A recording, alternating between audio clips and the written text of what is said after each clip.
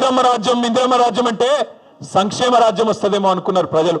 కానీ ఇందిరమ్మ రాజ్యం అంటే అక్రమ కేసులు, ఇందిరమ్మ రాజ్యం అంటే అణిచివేతలు, ఇందిరమ్మ రాజ్యం అంటే నిర్బంధాలు, ఆనాడు 50 ఏళ్ల కింద విధించిన ఎమర్జెన్సీని మళ్ళీ తలపించే విధంగా ఇందిరమ్మ రాజ్యం అంటేనే భయమయ్యేటట్టు ఇలా మళ్ళొక్కసారి పేదల మీద, గిరిజనుల మీద, దళితుల మీద దాడులు చేస్తూ చివరికి సోషల్ మీడియాలో ఒక పోస్ట్ పెడితే, రీట్వీట్ పెడితే నల్లబాలు అనే ఒక బలహీన వర్గాల తమ్ముడు శశిధర్ గౌడ్, పిల్లగాని పేరు, ఆయన తీసుకుపోయి ఇలా జైల్లో పెట్టిండ్రు.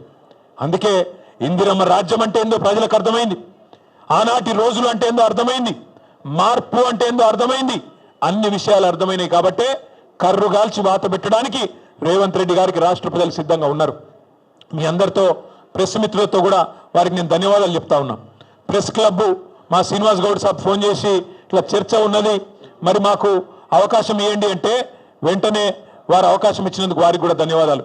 ముఖ్యమంత్రి గారికి మర్యాదగా తువాలేసి దాని మీద రాసి నీకోసం ఇంతమంది పెద్దోళ్ళు నిలబడి, మాజీ హోంమంత్రి గారు, మాజీ అడిషనల్ డీజీపీ గారు, మాజీ మంత్రులు, మా రాజ్యసభ సభ్యులు, మా ఎమ్మెల్యేలు అందరూ నిలబడి నీకోసం కుర్చీ వేసి అర్ధగంట ఎదురు చూసినాం. నీకు నీ కుర్చీకి ఇచ్చే గౌరవం నీకు ఇచ్చినాం. కానీ ముఖ్యమంత్రి గారు, మీరు గౌరవాన్ని నిలుపుకునే పద్ధతుల్లో లేరు. మీరు మీ మాటలు, మీ రోత చేష్టలు ఇవన్నీ తెలంగాణ సమాజం గమనిస్తూ ఉంది.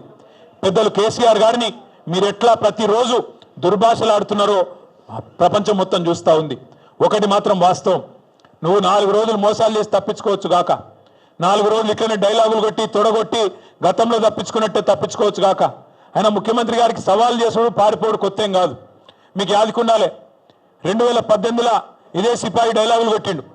కొడంగల్లో నేను ఓడిపోతే రాజకీయ సన్యాసం చేస్తా అన్నాడు. 2018లో ఓడిపోయిండు మా పట్నం నరేందర్ రెడ్డి గారి చేతిలో. ఓడిపోయిన తెల్లారో మర్నాడో సిగ్గు తప్పి మాట తప్పి మళ్ళీ పార్లమెంట్ ఎన్నికల్లో తగుదునమ్మని మళ్ళా నిలబడ్డాడు. అంతకుముందు కొట్టిండు డైలాగ్ 2015లో జిహెచ్ఎంసీలో కనుక టీఆర్ఎస్ సొంతంగా గెలిస్తే నేను రాజకీయ సన్యాసం తీసుకుంటా అన్నాడు. మళ్ళా అప్పుడు కూడా మాట తప్పిండు. ఇవాళ కూడా తొడగొట్టిండు, సవాల్ చేసిండు. రైతుల మీద, యువత మీద ఎప్పుడు వస్తావో రా, కేసీఆర్ వస్తాడా, కేటీఆర్ వస్తాడా, రండి అన్నాడు. మరి నువ్వు రా రా రా అంటే నేను వచ్చిన, నువ్వేమో పత్తలేవు. రైతు బంధు మీద చర్చ అన్నావు, అదేవిధంగా రైతు శ్రేయస్సు మీద చర్చ అన్నావు, యువతకు ఇచ్చిన ఉద్యోగాల మీద చర్చ అన్నావు. అన్నిటికీ మేము సిద్ధంగానే ఉన్నాం. రేవంత్ రెడ్డి గారికి మళ్ళొక మాట చెప్తా ఉన్నాను, నువ్వు ముఖ్యమంత్రివి, నేను ఒప్పుకుంటా. నువ్వు నాకంటే ఎక్కువ బిజీగా ఉంటావు, నీకు నాకంటే ఎక్కువ పని ఉంటుంది, నేను ఒప్పుకుంటా.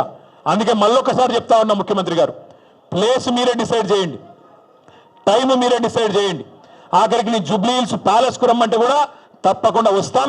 కానీ మీరు ఏ అంశం మీద చర్చ పెట్టినా మేము సిద్ధంగా ఉన్నాం.